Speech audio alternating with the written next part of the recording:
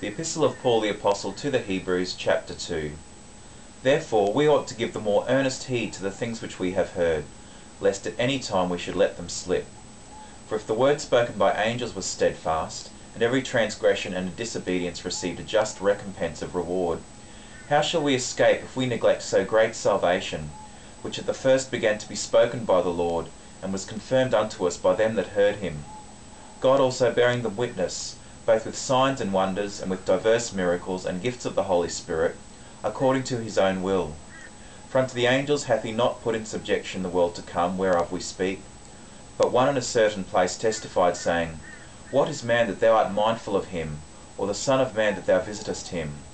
Thou madest him a little lower than the angels, thou crownest him with glory and honour, and didst set him over the works of thy hands.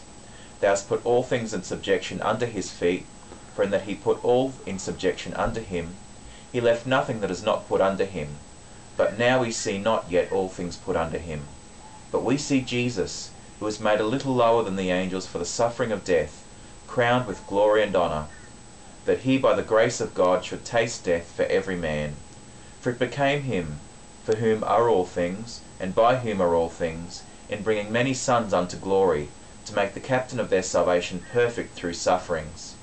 For both he that sanctifieth, and they who are sanctified, are all of one, for which cause he is not ashamed to call them brethren, saying, I will declare thy name unto my brethren, in the midst of the church will I sing praise unto thee. And again, I will put my trust in him. And again, behold, I am the children which God hath given me. For as much then as the children are partakers of flesh and blood, he also himself likewise took part of the same, that through death he might destroy him that had the power of death, that is, the devil, and deliver them who through fear of death were all their lifetime subject to bondage. For verily he took not on him the nature of angels, but he took on him the seed of Abraham. Wherefore in all things it behoved him to be made like unto his brethren, that he might be a merciful and faithful high priest in things pertaining to God, to make reconciliation for the sins of the people. For in that he himself hath suffered being tempted, he is able to succour them that are tempted.